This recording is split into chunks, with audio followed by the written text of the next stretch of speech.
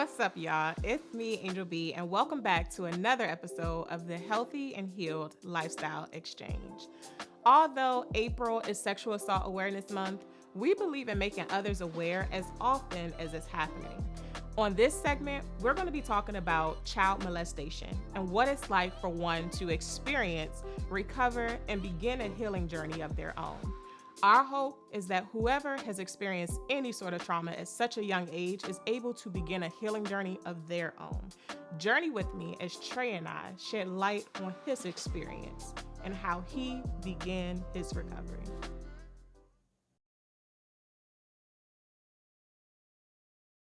So Tre, welcome to the Healthy and Healed Lifestyle Exchange. I'm so honored to have this discussion with you.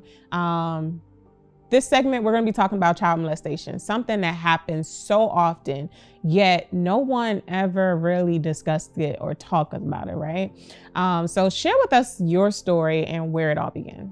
Okay, so my story kind of started when I was between the ages of around 4 and 6. It kind of grew into it. Like when I was remembering things at that age, I kind of known that it's like a ritual. It wasn't really every day, but you know, it was a consistent thing. And we used to sleep on this pull-out couch in the living room. And there was a basement, but there was no door in the basement, so you could see the TV down the stairs of the basement. So we would watch the TV on the pull-out couch, and we would kind of have this, you know, little back and forth game. You know, he would put his hands down my pants, I would put mine down his. It was just a game to me. You know, I didn't think of it as something wrong. You know, I'm 5, 6, he's 19, you know. Right, so, right. Yeah. How long would you say that lasted before your parents were aware of anything happening? Well, we only stayed in that house up until I was about 6 years old, but I never told them until later on in life when I was an adult. So they never found out while it was happening. So what was going through your head as a child? Like, nothing really. I'm a kid, right. So I just thought this was normal. I had no clue of it being wrong or you know, it just wasn't a thing to me. Right. I'm a child, I'm a kid. Right. Most children don't think anything is wrong because we do what we're taught, right? And so you have instances where children are either with older family members or it could be, you know, someone else, a cousin, even same age, like, right? But we don't think anything of it, and it happens and it goes on so long because we think that nothing is wrong, right? So what age did you put things together, two and two together, and was like, you know, this probably isn't supposed to happen? I was about, you know, 15, 16 when I actually realized, oh, that wasn't supposed to happen. Because, you know,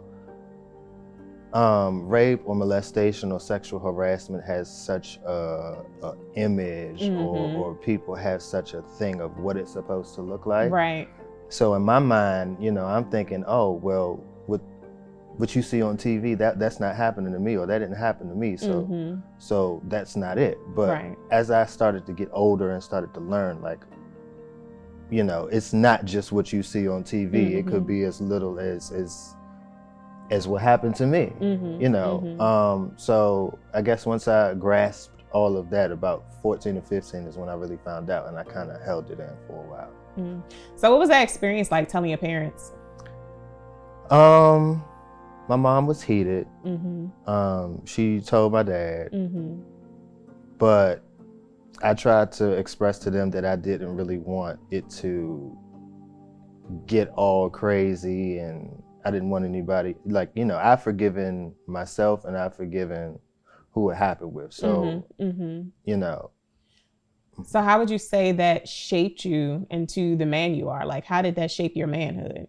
Well, you know that thing that people say about being gay is a choice. I feel like if it is, I didn't even get to have the choice, because all I knew from literally what I can remember was dealing with niggas, or excuse me, dealing with men, you know, because that's all that I knew at the time. Right, So right. I feel like I didn't even get a chance to explore what I actually wanted. And when I did, there was such a label on I guess sexual freedom or wanting to be yourself that I just kind of went into a shell and just was like, all right.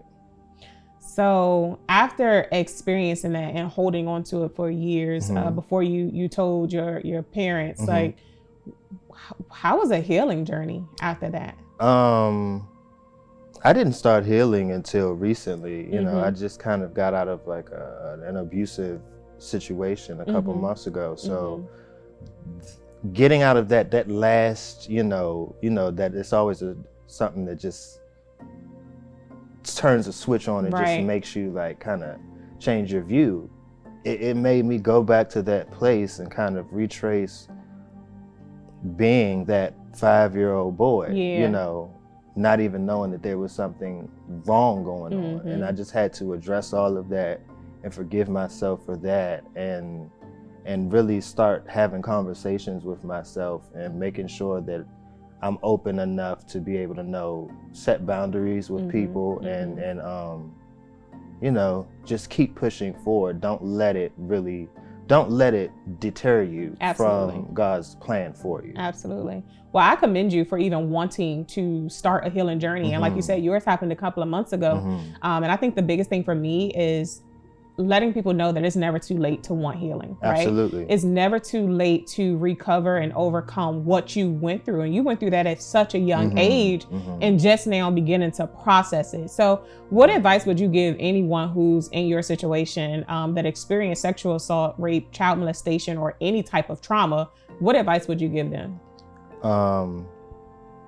Before you say anything to anybody else, have a conversation with yourself. Just continually build on yourself. In that way, you build on your confidence, build on your self-love, build on the way you love other people.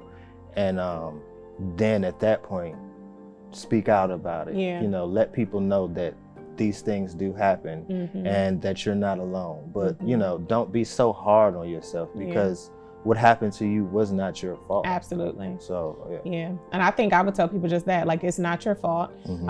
You know, understand that it's wrong and it's the person who's doing it. Like, we can't continue to go on blaming ourselves for what we've been through. And like you said, speak on it. That's my biggest one. We can't continue to harbor these feelings and our experiences to ourselves. So I thank you once again for just being as open and vulnerable through your journey and sharing it so that we can make others aware of what's going on. Absolutely. So, welcome to the Healthy and Healed Lifestyle Exchange, and thank you for sharing your lifestyle exchange. I appreciate you. Yeah.